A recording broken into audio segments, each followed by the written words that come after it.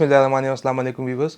आज हम डिस्कस करेंगे हेपेटाइटिस सी, लेकिन उससे पहले ये देखने कि लीवर क्या है और जिस्म में क्या करता है। लीवर जो है वो जिस्म का एक बहुत ही वाइटल ऑर्गन है और ये जिस्म के जो आपके न्यूट्रिएंट्स होते हैं उसकी प्रोसेस में, इन्फेक्शन की रोकथाम में और साथ में ब्लड की फ़िल्ट्रेशन में बहुत अहम किरदार अदा करता है। उसके बाद आते हैं कि हेपेटाइटिस क्या है। हेपेटाइटिस जब इस जगह की इन्फ्लेमेशन हो जाती है किसी भी वजह से तो उसको हम लोग हेपेटाइटिस कहते हैं। फिर उसके बाद आते हैं वायरल हेपेटाइटिस। वायरल हेपेटाइटिस वो होता है जो कि किसी भी वायरस की वजह से आपकी इन्फ्लेमेशन हो जाती है तो उसको वायरल हेपेटाइटिस कहते हैं। इसकी काफ़ी सारी किस्में हैं, A B C D। उसके बाद जो सी टाइप है उसकी वजह से जो इन्फ्लेमेशन हो जाती है, जिगर की सोजिश हो जाती है, उसको कहते हैं हेपेटाइटिस सी। अब हेपेटाइटिस सी जो है वो बेसिकली एक वायरस है जिसकी वजह से होता है, जिसके साथ जीनोटाइप्स और तकरीबन 67 उसके सब टाइप्स मौजूद है इस टाइम वर्ल्ड वाइड। लेकिन हमने उन सब टाइप्स की तरफ या जीनोटाइप्स की तरफ नहीं जाना है, हमने सीधा सीधा हेपेटाइटिस सी को डिस्कस करना है।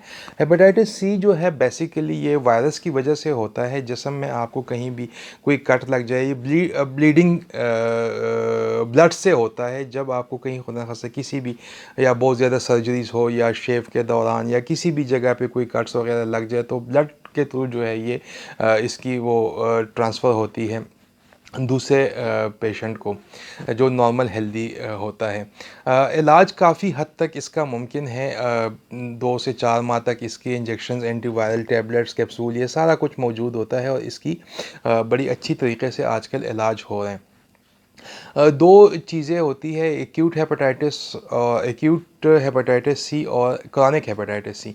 एक्यूट हेपेटाइटिस सी जो होता है वो आपका जब एक्सपोजर होता है उसके 2 माह से लेके 6 माह के दरमियान आपको ये हो जाता है और वो एक्यूट फेज़ होता है, जिसमें आम तौर पे जिस्म का जो अपना जो बॉडी का जो स्पॉन्टेनियस एंटीवायरल सिस्टम है उसकी वजह से ही अक्सर औक़ात जो है ये काफ़ी ज़्यादा परसेंटेज में ये ख़ुद ही ख़त्म हो जाता है।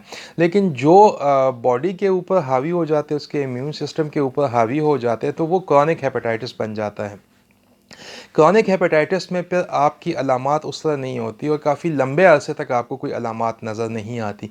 जो अलामात है उसमें पेट में पानी भर जाना, उसमें आपकी जिस्म पे ख़ारिश होना, इंतहाई थकावट होना, पेल कलर या येलो डिस्कलरेशन, जॉइंटिस भी हो जाता है तो वो होता है। इजीली ब्लीडिंग होती है, ब्लीडिंग जहाँ भी कहेंगे तो वो ब्लीडिंग हो जाती है। ब्रोजिनस, जहाँ पे आपको चोट लग जाए वो जगह बिल्कुल काली और सुर्ख हो उसमें धब्बा पड़ जाता है। ये इसकी मेन अलामात है। पेशाब का रंग, छोटे पेशाब का रंग जो है वो बिल्कुल कावे की तरह हो जाता है। ब्लैक स्टूल आने शुरू हो जाते हैं। पाँव पे सोजन होती है। ये इसकी कॉमन अलामात होती है।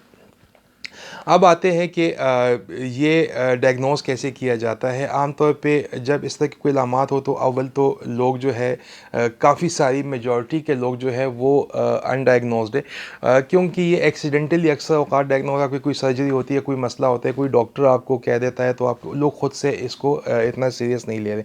लेकिन अमेरिका में अब ये है कि वो 18 ईयर से लेके 79 ईयर्स तक के सारे लोगों की स्क्रीनिंग करते हैं, क्योंकि ये बहुत ज़्यादा लंबे अरसे तक बग़ैर अलामात के होता है। जब तक कॉम्प्लिकेशन डेवलप नहीं होती है, ये मसाइल डेवलप नहीं होते तो तब तक जो है वो ये डायग्नोज़ नहीं होता। तो अगर डायग्नोज़ हो जाए तो फिर भी इसकी जो है वो काफ़ी इजीली आजकल ट्रीटमेंट मौजूद है। लेकिन अगर कॉम्प्लिकेशंस हो जाए तो फिर काफ़ी मुश्किल हो जाता है। कॉम्प्लिकेशन में इसका लिवर सिरोसिस हो जाता है, जो कि आपका स्कैरिंग हो जाती है आपके लिवर के ऊपर। उसके अलावा जो है इसका जो दूसरा बड़ा कॉम्प्लिकेशंस है वो आपको खुदा न खास्ता लीवर कैंसर हो सकता है। और जो तीसरी चीज़ है वो कंप्लीट लीवर फेलियर या जिगर जो है अपना काम मुकम्मल तौर पर छोड़ दे, ये भी हो सकता है।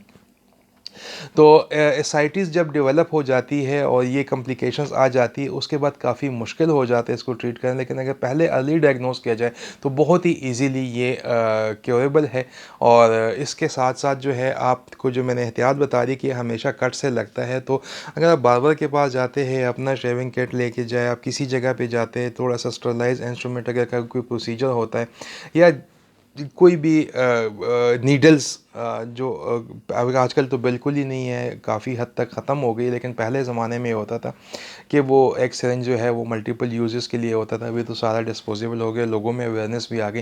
तो इन चीज़ों से अगर एहतियात किया जाए तो फिर कोई वजह नहीं है कि आप हेपेटाइटिस सी से बच जाएँ। और अगर आपने अपनी स्क्रीनिंग नहीं करवाई तो मैं एज़ ए डॉक्टर आपको रिकमेंडेशन करता हूँ, अगर आप किसी भी ऐसी प्रोसीजर से गुज़रे हैं या कोई भी ऐसी कोई हालात से गुज़रे, ज़ाहिर बात है एक ज़िंदगी गुज़र जाती है इंसान की, तो एक दफ़ा सस्ता सा टेस्ट है, कोई इतना महंगा नहीं है, तो करवा लीजिएगा। और इंशाल्लाह होपफुली नेगेटिव ही आएगा, लेकिन ये है कि करवा लें ताकि आप भी मेंटली सेटिस्फाइड हो जाए, क्योंकि बहुत ही ज़्यादा कॉमन है। Thank you very much.